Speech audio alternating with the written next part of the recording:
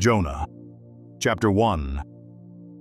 The word of the Lord came to Jonah the son of Amittai, saying, Arise, go to Nineveh the great city, and cry against it, for their wickedness has come up before me. But Jonah rose up to flee to Tarshish from the presence of the Lord. So he went down to Joppa, found a ship which was going to Tarshish, paid the fare, and went down into it to go with them to Tarshish from the presence of the Lord. The Lord hurled a great wind on the sea, and there was a great storm on the sea, so that the ship was about to break up.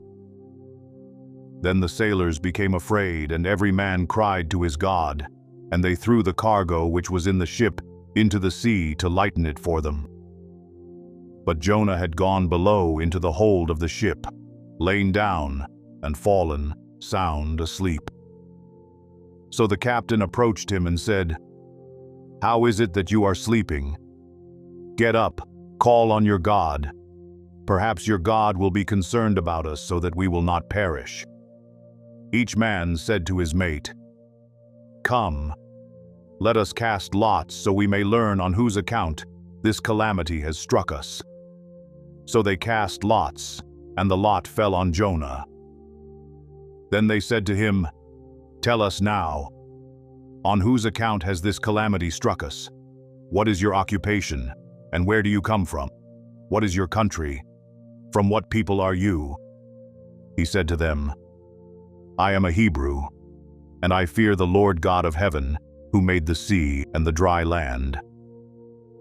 Then the men became extremely frightened, and they said to him, How could you do this? For the men knew that he was fleeing from the presence of the Lord, because he had told them. So they said to him, What should we do to you that the sea may become calm for us? For the sea was becoming increasingly stormy. He said to them, Pick me up and throw me into the sea. Then the sea will become calm for you. For I know that on account of me this great storm has come upon you. However, the men rowed desperately to return to land, but they could not, for the sea was becoming even stormier against them.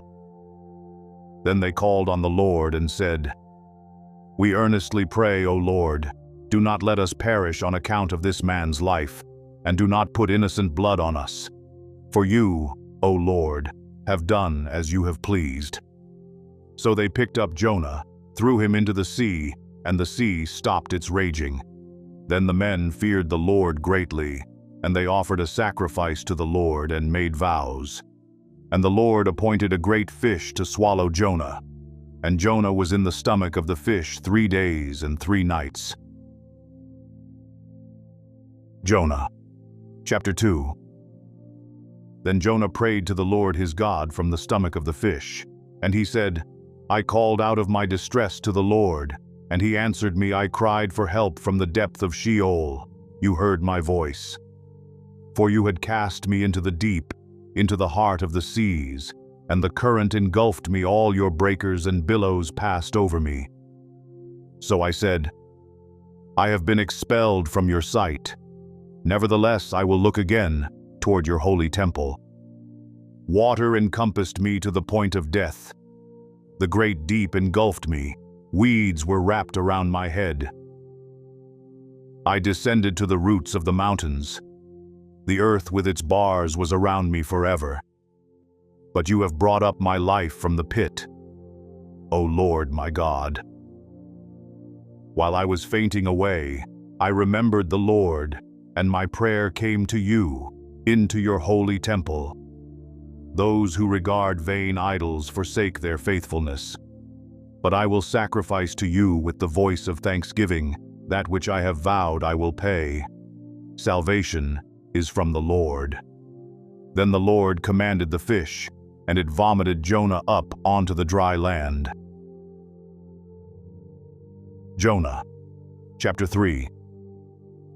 Now the word of the Lord came to Jonah the second time, saying, Arise, go to Nineveh the great city, and proclaim to it the proclamation which I am going to tell you. So Jonah arose and went to Nineveh, according to the word of the Lord. Now Nineveh was an exceedingly great city, a 3 days' walk. Then Jonah began to go through the city 1 day's walk, and he cried out and said, Yet 40 days and Nineveh will be overthrown." Then the people of Nineveh believed in God, and they called a fast and put on sackcloth from the greatest to the least of them. When the word reached the king of Nineveh, he arose from his throne, laid aside his robe from him, covered himself with sackcloth, and sat on the ashes. He issued a proclamation, and it said, "In Nineveh, by the decree of the king and his nobles, do not let man, beast, herd, or flock taste a thing. Do not let them eat or drink water. But both man and beast must be covered with sackcloth. And let men call on God earnestly, that each may turn from his wicked way, and from the violence which is in his hands. Who knows, God may turn and relent and withdraw his burning anger, so that we will not perish." When God saw their deeds, that they turned from their wicked way, then God relented concerning the calamity which he had declared he would bring upon them. And he did not do it. Jonah chapter 4. But it greatly displeased Jonah, and he became angry. He prayed to the Lord and said, "Please, Lord, was not this what I said while I was still in my own country? Therefore, in order to forestall this, I fled to Tarshish. For I knew that you are a gracious and compassionate God, slow to anger and abundant in loving kindness, and one who relents concerning calamity. Therefore now, O Lord, please take my life from me, for death is better to me than life." The Lord said, "Do you have good reason to be angry?" Then Jonah went out from the city and sat east of it. There he made a shelter for himself and sat under it in the shade until he could see what would happen in the city. So the Lord God appointed a plant, and it grew up over Jonah, to be a shade over his head, to deliver him from his discomfort. And Jonah was extremely happy about the plant. But God appointed a worm when dawn came the next day, and it attacked the plant, and it withered. When the sun came up, God appointed a scorching east wind, and the sun beat down on Jonah's head so that he became faint, and begged with all his soul to die, saying, "Death is better to me than life." Then God said to Jonah, "Do you have good reason to be angry about the plant?" And he said, "I have good reason to be angry, even to death." Then the Lord said, "You had compassion on the plant for which you did not work, and which you did not cause to grow, which came up overnight and perished overnight. Should I not have compassion on Nineveh, the great city in which there are more than 120,000 persons who do not know the difference between their right and left hand, as well as many animals?